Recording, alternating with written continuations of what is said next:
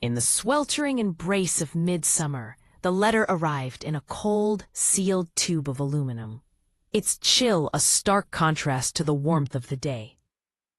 Dr. Eris Thorne, an archivist whose reputation lay in ruins, held the letter with trembling hands. The wax seal bore an intricate sigil, an eye weeping a single frozen tear. Unmistakably the mark of the Cryogeic Society, a clandestine group of wealthy collectors driven by an obsession with immortality and the most obscure branches of science. Inside, the message was abrupt, penned in a sterile and flawless script. Dr. Thorne, your published thesis, Mnemic Resonance in Abandoned Dwellings, while dismissed by your peers, demonstrates a necessary flexibility of mind. We have acquired a collection that requires your particular expertise. It is not a collection of objects, but of terminations, of final moments. We wish them catalogued, their resonance stabilized. Compensation will render your current existence obsolete. Discretion is absolute. Should you accept, present this letter at the northernmost dock in Tromsø, Norway, at midnight on the next new moon. Ask for the ship Silent Mercy. Sincerely, the curator. Dr. Thorne's heart raced. This was validation from the most notorious patrons imaginable. His theories had been ridiculed, and now they were summoned to the frozen north. He felt the heavy weight of destiny pull him toward Tromsø. The Silent Mercy awaited him. A sleek, black-hulled icebreaker transformed into a private yacht, its engines whispering through the Arctic summer's perpetual twilight. Days slipped by in silence. The crew exchanged no words with him. Finally, they anchored before a vast glacier, its sheer wall of ice reaching towards a low, gray sky.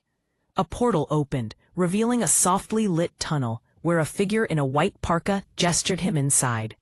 Inside, he found a cathedral of preservation, humming with sterile technology nestled within the ancient blue ice. The air was a precise -5 degrees, almost devoid of humidity, and the silence was profound, interrupted only by the gentle hum of generators and the occasional crack of settling ice. The curator, Serafina, stood before him, her expression unreadable, her eyes a pale blue reminiscent of deep ice. "Welcome to the Svalbard Mnemic Vault, Dr. Thorne," she greeted, her voice echoing slightly in the grand chamber. "For centuries, humanity has preserved bones, artifacts, and texts. We preserve something more fragile, the moment of cessation, the final conscious spark before the dark." She led him deeper into the vault, to the imprint chambers, stark white spaces each centered around a mundane object, a half-knitted sock, a steaming mug of tea, a child's drawing of a lopsided house. Each item was in physical contact with a subject at the precise nanosecond of their biologically registered death. We recovered them with alacrity. The theory, which your work corroborates, is that the final bursting neural cascade can imprint onto a proximate object. We have stabilized that imprint here. Thorne's mind reeled. This was no mere study. It was active, deliberate psychic taxidermy. "You're not just studying it. You're keeping them." "We are honoring them," Serafina corrected. "Your job is to catalog the qualitative experience of each imprint, to listen, and to describe what you hear." In a specially shielded chamber called the Resonance Theater, Thorne was to sit in complete darkness, holding a neutral focus stone, while energy fields played on the imprinted object. The first session involved the half-knitted sock. As the fields activated, he was engulfed by visceral sensations. He felt the warmth of the fire, the ache in arthritic knuckles, and then, at the cusp of her final breath, a profound release accompanied by a vivid memory of love, a husband's face on their wedding day. It was beautiful and profoundly sad. Weeks passed, and Thorne catalogued dozens of terminations, each a unique psychic fingerprint, each ending whispering their stories. He became a connoisseur of final moments, the peaceful sigh of a philosopher, the sharp regret of a life abruptly ended. The vault transformed from a lab into a gallery of souls, frozen in a perpetual moment.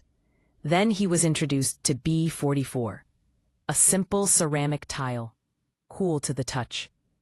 The file noted a male, 42 years of age, whose cause of death was a massive cerebral hemorrhage. As he entered the resonance theater, the atmosphere shifted. Instead of peace, he was plunged into chaos. The man's consciousness was unraveling, memories shattering into panic, a cacophony of life collapsing into itself, a ghastly orchestration of terror. Thorne gasped and tore the focus stone from his hand, his heart racing. B-44, it's wrong. It's not stabilized. It's trapped. He's still dying in there. Serafina's icy demeanor remained unchanged. A fractured termination, rare but invaluable. A perpetual, captured death throw. Invaluable? It's torture. Let it decay, he protested, horrified at the thought of cataloging such agony. Serafina's eyes glimmered with an unsettling curiosity. This is the most significant specimen. You will continue its cataloging. Thorne refused, leading the society to cut off his access to the resonance theater. They confined him within the vault, now a prison surrounded by the whispers of the peaceful dead, while B-44's silent scream filled the air with dread. He realized then, the vault was not a sanctuary, but a collection for the macabre. Serafina was not a curator of souls, but a collector of suffering. Driven by empathy and terror, he devised a plan to change the resonance of B-44. He feigned compliance, salvaged components from benign imprints, and crafted a crude device designed to introduce a counter-frequency of peace. In the dead of night, he bypassed the lock on B-44's chamber. As he placed the focus crystal against the tile, a chilling wave enveloped him. The panic within B-44 intensified, grasping at his mental defenses. With a frantic push, he poured the peaceful waveform into the maelstrom of agony. The clash of frequencies sent waves of psychic pain through him. He became a battleground for the chaos of the dying man and the serenity of the old woman. He felt the businessman latch on to the signal of peace, pulling himself from torment. But in doing so, he contaminated the old woman's peaceful imprint with anguish, distorting her final moment into a new horror. Alarm klaxons blared, and Serafina rushed in, fury etched on her face. "What have you done? You've contaminated the specimens!" Thorne shouted back. "The specimen was a person. You've turned this archive into a psychiatric ward for ghosts." The stabilization fields began to fail. The vault's silence shattered into a cacophony of unfiltered anguish. The beautiful, sad echoes twisted, and the gallery of calm endings transformed into a chaotic prison of tortured souls. In a fit of desperation, Thorne ran deeper into the vault, seeking the glacier wall.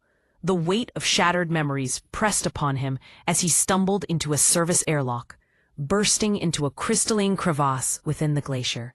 The cold was deafening, engulfing him in silence. Weeks later, he was found half dead on an ice floe, muttering about screaming teacups and peaceful socks. Now, he resides in a vibrant, tropical place, surrounded by life and decay. Silence terrifies him. He surrounds himself with sound, loud and living. Yet in the quiet, he still hears the faint, dissonant chord of two deaths entwined, echoing in a vault of ice, a monument to the folly of trying to capture what should remain free. In his dreams, he is both the man on the bathroom floor and the woman by the fire, eternally trapped in a loop of terror and stolen peace, a tragic exhibit in an archive that remembers too much and understands nothing.